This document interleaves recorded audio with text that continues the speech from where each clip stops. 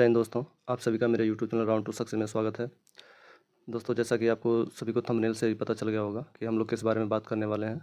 तो हम आज इस बारे में बात करेंगे कि मैंने कैसे एसएससी एग्ज़ाम में 90 में, मैथ्स में 90 में 90, रीजनिंग में 90 में 87 और जीएस में 60 में 45 और 44 में स्कोर किए थे।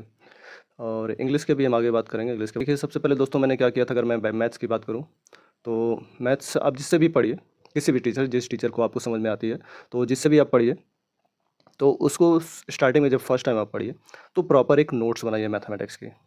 आप उसको पढ़ते जाइए 1 पे या 1.5 पे, जिस पे भी आपको सूटेबल लगता है आप पढ़िए उससे पे, और नोट्स बनाते जाइए। नोट्स कैसे बनानी है वो मैं अभी आपको दिखा दूंगा साइड में, वैसे भी दिखा देता हूँ। अब देख सकते हो, अगर दिख रहा हो तो, आई होप दिख रहा होगा। ये देखो, मैंने बना रखे हैं मैथ्स के नोट्स। तो इसमें आप किसी एक पर्टिकुलर पैटर्न पे, मतलब जो क्वेश्चन अलग पैटर्न का दिख रहा है, थोड़ा सा डिफरेंट है और आपको लग रहा है कि इसमें थोड़ी सी अलग टेक्निक लगाई गई है, तो उस क्वेश्चन को आप क्या कर सकते हो, उसका आप क्वेश्चन का नोट्स बना सकते हो। और सेम पैटर्न पे आपको क्वेश्चन दिख रहे हैं तो उनको नहीं बनाना। ऐसा नहीं कि एक सेम पैटर्न में टीचर ने 100 क्वेश्चन करवाए हैं तो 100 क्वेश्चन करना नहीं है, आपको नोट्स बनाना किसी एक पैटर्न पे, एक क्वेश्चन या 2 क्वेश्चन, या फिर जो अगर हो सकता है उसी पैटर्न का हो लेकिन थोड़ा सा क्वेश्चन को उसने घुमा दिया हो। कभी वो एक ही पैटर्न का क्वेश्चन होता है लेकिन घुमा देता है, तो उसको आप क्या करो, नोट्स बना लो एक प्रॉपर तरीके से। और हम कैसे बनाने हैं हम उस साइड में भी दिखा देंगे। और नोट्स बनाने के बाद जब आप पढ़ोगे तो, क्योंकि देखो ज़्यादा से ज़्यादा आपको क्या लगेगा, 200-250 से मैक्सिमम 300 क्लासेज होंगी पूरे मैथ्स के, एडवांस दोनों मिला के, अरिथमेटिक और एडवांस मिला दें तो इतनी क्लासेज होती हैं। तो आप अगर आप 2 से 3 क्लासेज पर डे पढ़ोगे तो आराम से आप 100 दिन में, 3 महीने में बड़े आराम से करोगे, 3 से 4 महीने में। और इंग्लिश की क्लासेज अगर आप लोगे तो 100 क्लास लगभग पड़ती है, आप अगर ले लोगे तो। मैंने जिसे पढ़ा था उनकी 100 क्लास ही थी। तो आप जैसे करो, मैथ्स की अगर आप कर रहे हो तो भाई नोट्स बनाओ प्रॉपर तरीके से। तो जब आप पहली बार पढ़ोगे तो आपको थोड़ा कम समझ में, हो सकता है आपको लगेगा ये पिछला वाला ये तो यार भूल गया मुझे, तो ऐसा लगेगा।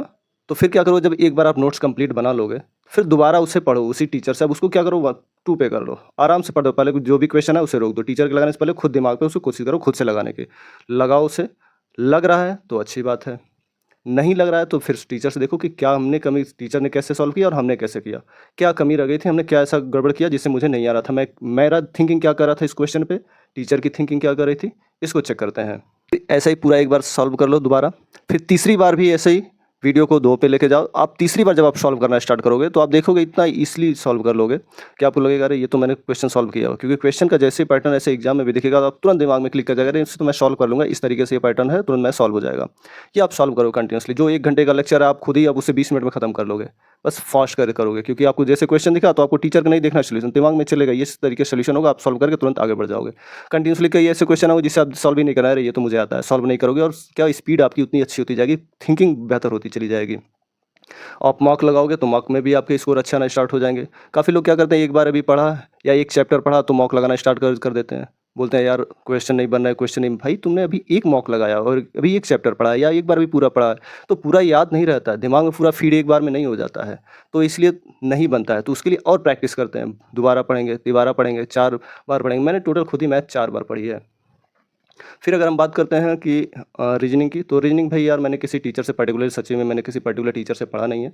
मैं यूट्यूब से डिफरेंट डिफरेंट टॉपिक्स के लिए डिफरेंट डिफरेंट टीचर से मैंने पढ़े हैं, और मेरी उसकी नोट्स से देखोगे तो बहुत पतली है, लगभग 40 पेज की नोट्स होगी मेरी रीजनिंग की, और मैं वही पढ़ लेता हूँ। जब भी कोई एग्जाम आता है मैं रीजनिंग की सिर्फ प्रैक्टिस करता हूँ और नोट्स क्या करता हूँ, एग्जाम आने से पहले 1-2 बार देख लेता हूँ बस। बाकी मैथ्स की तो नोट्स बहुत ज़्यादा होंगी मेरे पास, तकरीबन इतनी सारी 4 नोट्स बना रखी है मैथमेटिक्स की। और इंग्लिश में अगर जीएस की बात करें तो जीएस में भाई मैं 2 ही चीज़ पढ़ता हूँ। एक आरडब्ल्यूए की है जीएस के लिए, आरडब्ल्यूए की स्टैटिक जीके ये बुक है, ये आप सभी जानते होंगे, ये पढ़ता हूँ। और दूसरी जो है लूसेंट पढ़ता हूँ।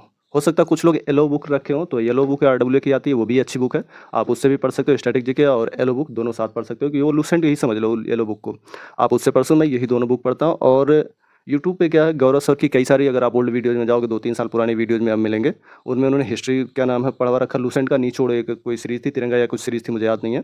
लूसेंट का निचोड़ उन्होंने पढ़ाया था, तो हिस्ट्री की, ज्योग्राफी की, इकोनॉमिक्स की, ऐसे कई सारे, तो उसको आप पढ़ सकते हो। उसके लगभग 17-18 लेक्चर होंगे पॉलिटी की, तो वो आप वहाँ से कर सकते हो और उसको बेहतर तरीके से आप पढ़ सकते हो। कई बार रिपीट कर सकते हो, डाउनलोड करके रख लो, जब भी पढ़ने का मन हो, एग्जाम हो उससे पहले आप कंटिन्यूसली रिवाइज कर लो 1-2 बार।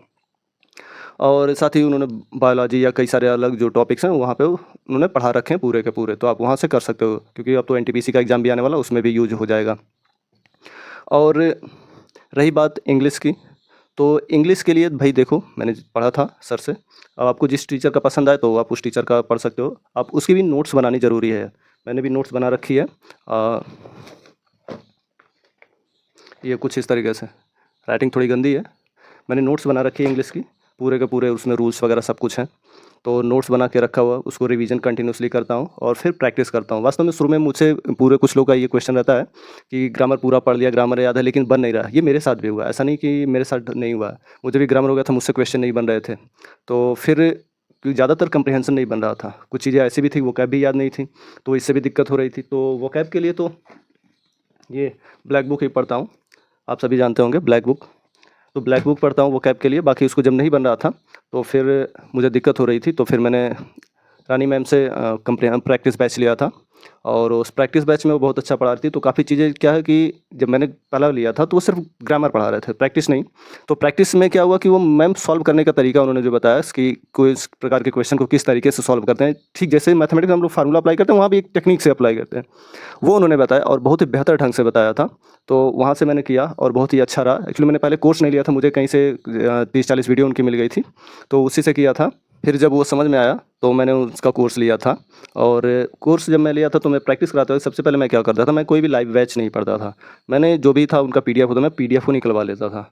जैसे यहाँ पे मैंने पीडीएफ, ये देख सकते हो आप सभी, ये मैं पीडीएफ निकलवा लिया हूँ। सारे पीडीएफ पे सॉल्व हैं, सभी सॉल्व किए हुए हैं, देख सकते हो आप, सब मैंने सॉल्व किया हुआ है। तो पीडीएफ को क्या करते हैं, पहले सॉल्व कर लेते हैं, पीडीएफ में मैं सॉल्व कर लेता था। उसके बाद फिर मैं वीडियो देखता था कि मैंने जो आंसर मार्क किए हैं और मैम ने जो आंसर मार्क किए हैं वो एक ही हैं या डिफरेंट है। अगर एक ही हैं तब तो अच्छी बात है, डिफरेंट है तो क्यों डिफरेंट है, मैं इस पे देखता था। और इस तरीके धीरे धीरे मैंने क्या किया, मैंने इंग्लिश भी अपनी अच्छी की। मेरा मैथ्स जो है 90/90 था और रीजनिंग में 87 आउट ऑफ 90 था सीएसएल में। और जीएस में मेरा था 44 आउट ऑफ 60। इंग्लिश मेरा सीएसएल में गड़बड़ हो गया था, उसके कई सारे रीजन्स थे। तो वही कि मैंने ग्रामर मेरा भी अच्छा था बट प्रैक्टिस नहीं थी तो उतने अच्छे से नहीं कर पा रहा था, मेरा इंग्लिश काफ़ी गड़बड़ हो गया था। तो इंग्लिश को मैंने सुधारा और सीजीएल में अभी मेरा 45 में से 42 क्वेश्चन मेरे इंग्लिश के सही हैं। तो मैंने इसी तरीके से सुधारा इंग्लिश को। तो मैं यही कहूँगा कि प्रैक्टिस सबसे ज़्यादा ज़रूरी है। आप कोई भी करिए, पहले ग्रामर पढ़ लीजिए, उसके बाद फिर क्या करिए, प्रैक्टिस करिए उसकी। कभी भी टीचर्स ले लीजिए तो प्रैक्टिस में बताते हैं हाँ किस तरीके के क्वेश्चन को सॉल्व करते हैं। लेकिन जब उतना जान नॉलेज हो जाए तो फिर सबसे पहले क्या करिए, आप पीडीएफ खुद निकालिए। पहले पीडीएफ जो भी रहे क्वेश्चन रहते हैं उनको सॉल्व करिए, फिर उसके बाद वीडियो आप देखिए। तो फिर आपको समझ में आएगा कि आपकी थिंकिंग और क्वेश्चन की थिंकिंग में क्या अंतर है, क्वेश्चन कैसा क्या करना चाह रहा है और आप क्या समझ रहे हो, ये बेहतर तरीके से समझ में आएगा। आज के लिए इतना ही। उम्मीद है वीडियो पसंद आए। अगर वीडियो पसंद आए तो लाइक और सब्सक्राइब करें। Thank you. जय हिंद।